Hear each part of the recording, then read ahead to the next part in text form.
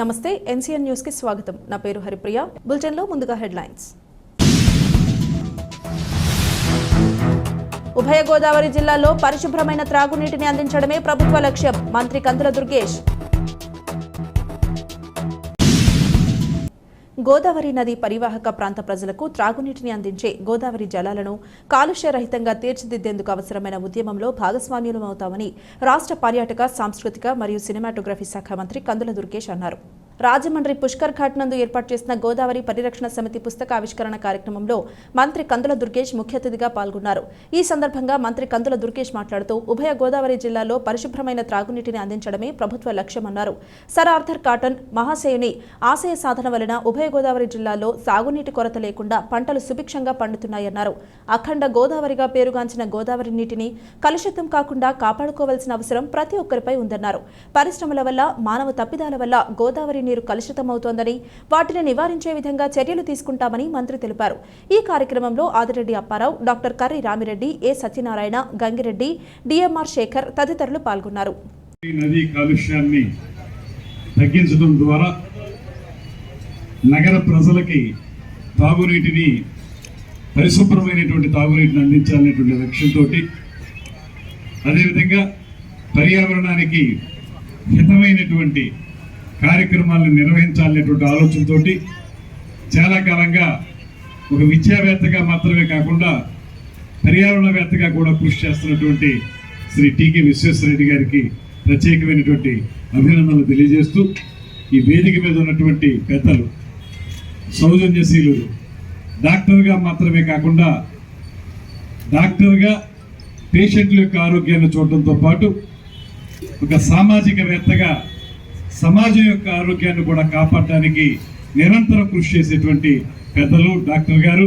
అదేవిధంగా అనేక రకాలైనటువంటి సబ్జెక్టుల్లో పిహెచ్డి తీసుకుని అన్ని విధాలుగా కూడా రాజమండ్రి గర్వించదగ్గటువంటి వ్యక్తిగా ఉన్నటువంటి డాక్టర్ కర్రి రామారెడ్డి గారికి కూడా మన అందరి తరఫున ధన్యవాదాలు తెలియజేస్తూ, వేదిక మీద ఉన్నటువంటి పెద్దలు మన వరప్రసాద్ గారు, డాక్టర్ డిఎంఆర్ శేఖర్ గారు, మీరు అక్కడ అవ్వాల్సింది కదా, డిఎంఆర్ శేఖర్ గారు, అదేవిధంగా ఆదిత్య విద్యా సంస్థల డైరెక్టర్ రెడ్డి గారు, అదేవిధంగా సంజీవరావు గారు, మిత్రులు, సామాజికవేత్త, అనేక సమస్యలను పరిష్కరించేటువంటి శ్రీ సంజీవరావు గారు, నా అనుంగు మిత్రులు, రాజమండ్రి నగరంలో జనసేన పార్టీ కార్యక్రమాలు విస్తరించడానికి ప్రధాన కారకులైనటువంటి అతి సత్యనారాయణ గారు, ప్రసాద్ గారు, సుప్రసిద్ధ కళాకారులు జిత్మోహన్ మిత్ర గారు, మాజీ డిప్యూటీ మేయర్ బాక్స్ ప్రసాద్ గారు,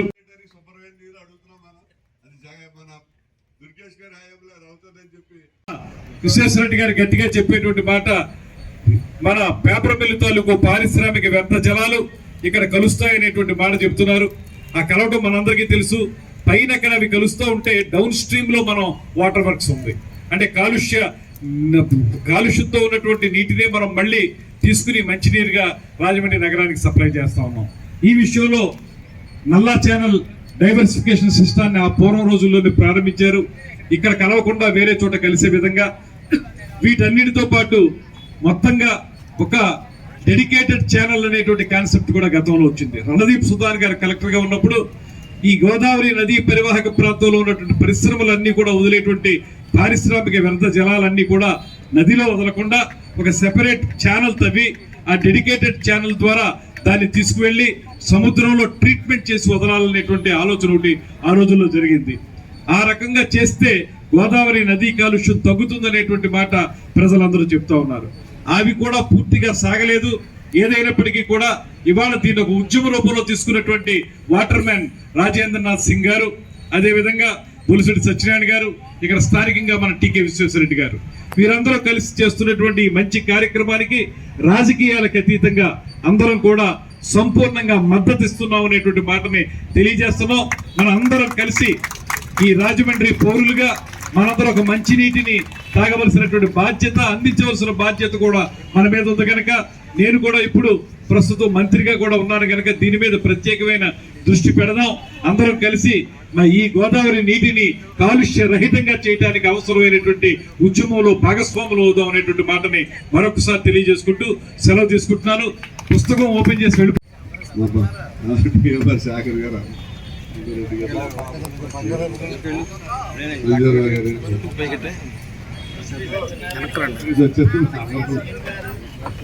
వెంకట మిగతా పుస్తకాలు కూడా పెట్టరు మళ్ళీ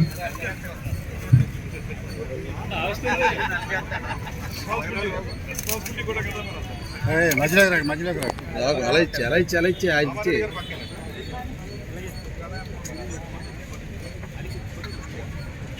ఆ టేబుల్ పెట్టా బలరాలోకి ఇచ్చి సరే అనుకురండి సరే అనుకురా